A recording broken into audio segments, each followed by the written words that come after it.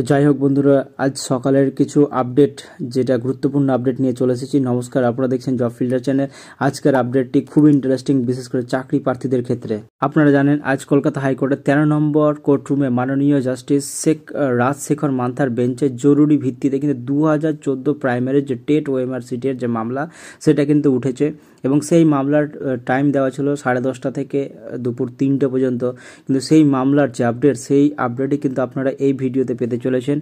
আর কি কি ঘটেছে সেই ভিডিওতে বা এই মামলার ভিডিওতে কি কি ঘটেছে সমস্ত কিছু বলবো। শুধু আপনারা স্কিপ না করে এই আপডেটটি যত্ন সহকারে দেখুন, আপনাদেরকে আরও বিষয় কিন্তু জানতে পারবো।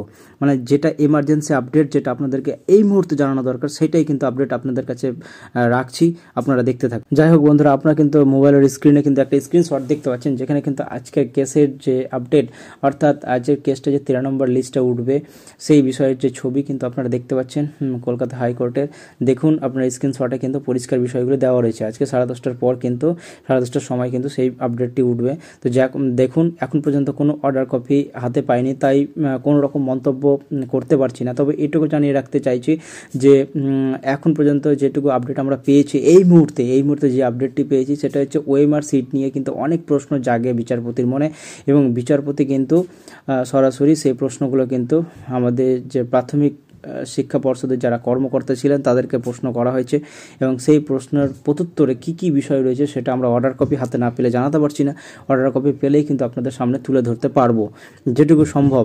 আর এর পাশাপাশি প্রধান বিচারপতি আরেকটা গুরুত্বপূর্ণ বিষয় যেটা আমাদেরকে বলে দিলেন, যে প্রাইমারি টেটের যে ওএমআর মামলার নেক্সট হিয়ারিং কিন্তু 24শে জুন।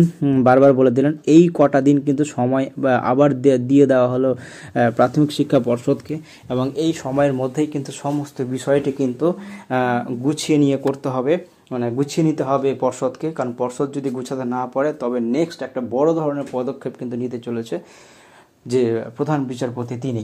তো যাই হোক, সেই বড় যে আপডেট, সেই আপডেটের জন্য আমরা ওয়েট করব। কিন্তু আজকের যে অর্ডার কপির সমস্ত তথ্য যদি আমার কাছে আসে, অবশ্যই আমি এই ভিডিওর মাধ্যমে কিন্তু আপনাদের কাছে তুলে ধরবো।